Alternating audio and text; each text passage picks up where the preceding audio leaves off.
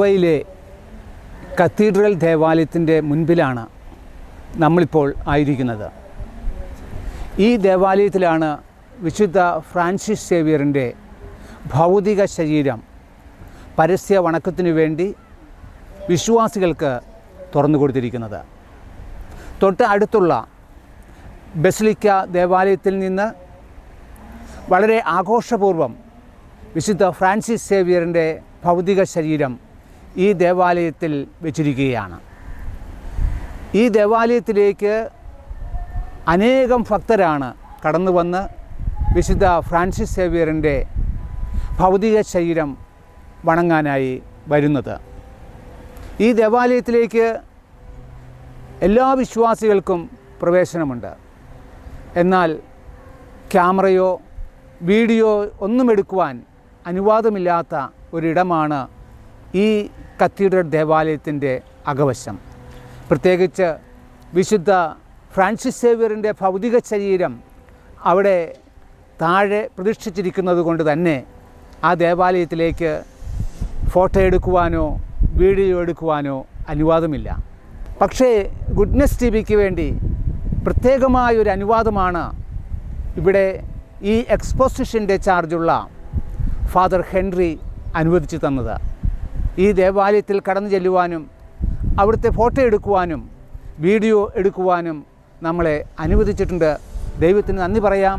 നമുക്ക് ആ ദേവാലയത്തിനുള്ളിലേക്ക് പ്രവേശിച്ച് വിശുദ്ധ ഫ്രാൻസിസ് സേവ്യറിൻ്റെ ഭൗതിക ശരീരം നേരിട്ട് കാണുവാനും വണങ്ങുവാനും പ്രത്യേകമായി മധ്യസ്ഥം അപേക്ഷിക്കുവാനും ഉള്ളിലേക്ക് പ്രവേശിക്കാം.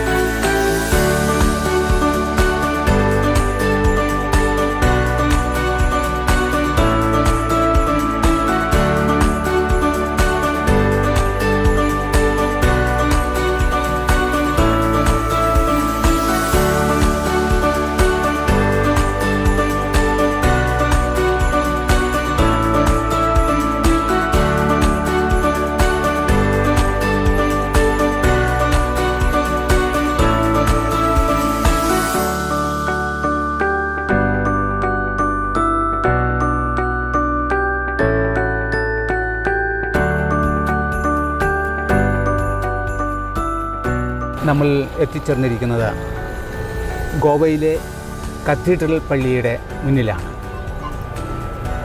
ഫ്രാൻസിസ് സേവ്യറിൻ്റെ ഭൗതിക ശരീരം എക്സ്പോസ് ചെയ്തുകൊണ്ട് അനേകം ഭക്തരാണ് ഈ കത്തീഡ്രൽ ദേവാലയത്തിലേക്ക് കടന്നു വന്ന് വിശുദ്ധൻ്റെ മധ്യസ്ഥം യാചിക്കുന്നത്. വിശുദ്ധ ഫ്രാൻസിസ് സേവ്യർ സുവിശേഷത്തിൻ്റെ ഒരു വലിയ പ്രവാചകനായിരുന്നു, വലിയ സന്ദേശവാഹകനായിരുന്നു. ഈ ഇന്ത്യയിൽ ഉടനീളം ചുറ്റി സഞ്ചരിച്ച് യേശുവിൻ്റെ സുവിശേഷം പ്രസംഗിച്ച ഫ്രാൻസിസ് സേവ്യർ, ആ ഫ്രാൻസിസ് സേവ്യറിൻ്റെ സുവിശേഷ ചൈതന്യം തന്നെ നമ്മളും സ്വീകരിച്ചുകൊണ്ട് ഫ്രാൻസിസ് സേവ്യറിനെ പോലെ യേശുവിനെ മറ്റുള്ളവർക്ക് പകർന്നു കൊടുക്കാനുള്ള ഒരു അവസരമാണ് ഈ 10 വർഷം. അതുകൊണ്ട് ഫ്രാൻസിസ് സേവ്യറിൻ്റെ ആ സുവിശേഷ ചൈതന്യം, ആ സുവിശേഷ സന്ദേശം പ്രചരിപ്പിക്കുന്ന ആ ചൈതന്യം നമ്മുടെ ജീവിതത്തിലും സ്വായത്തമാക്കാനായിട്ട് സാധിക്കുന്ന രീതിയിൽ ഈ ഫ്രാൻസിസ് സേവ്യറിൻ്റെ തിരുനാൾ 10 വർഷത്തിൽ നമ്മൾ ആഘോഷിക്കുമ്പോൾ അദ്ദേഹത്തിൻ്റെ ഭൗതിക ശരീരവും പൊതുദർശനത്തിനു വേണ്ടി വയ്ക്കുന്നു.